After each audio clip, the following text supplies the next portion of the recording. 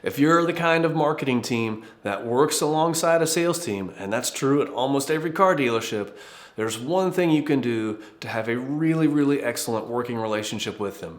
Welcome to Trade Pending TV.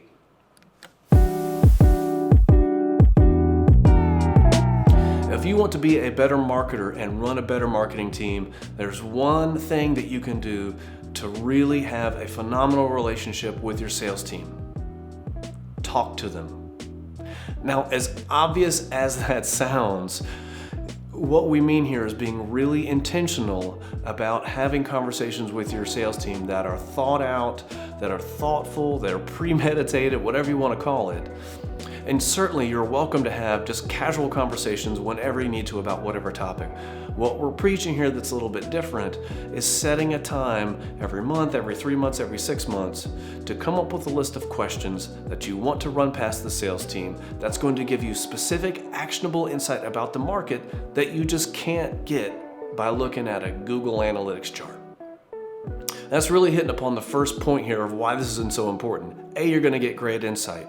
The second piece of this here is that the sales team is chock full of great ideas, but most people don't want to talk to them. Sorry, salespeople. I was a salesperson once, I understand, right?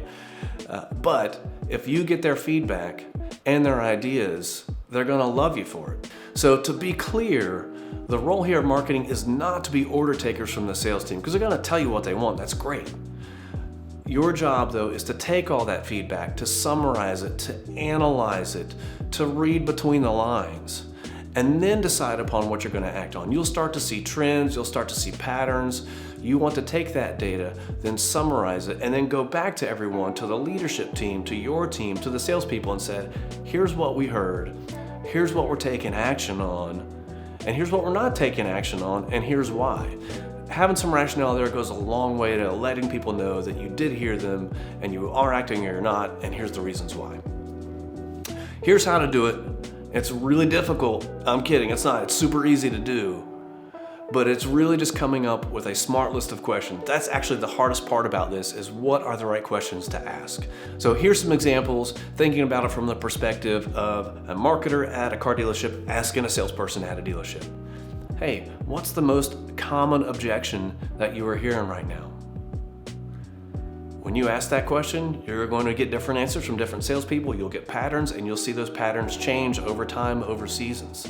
You can adapt your marketing message around that. Another great question: what features are customers most drawn to right now about these vehicles?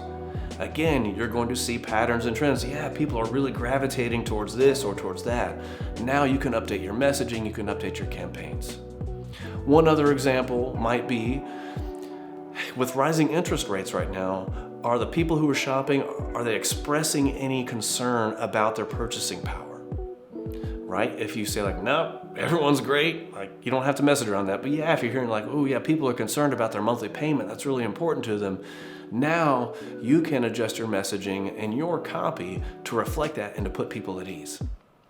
So you've got your questions all put together. You have to speak to the salespeople one-on-one. Do not send an email and ask for this information. This is a conversation you have. Do not have 3 people in a room because they will influence each other. You want that individual feedback coming to you directly, unfiltered, unadulterated. How often do you need to do this? We do it here every 3 months. From your side, that's a great starting point. If you can't commit to that, you're not sure how it's going to go, try it every 6 months. You may find yourself wanting to do it every 2 months, depending upon how quickly you can adapt to the market. The end result of this, though, is you're going to end up with absolutely unique insights that no one else in your market is going to be going out with and competing with against, because they're not asking these questions, they're not making that effort. Give it a try, let us know how it goes. See you next time.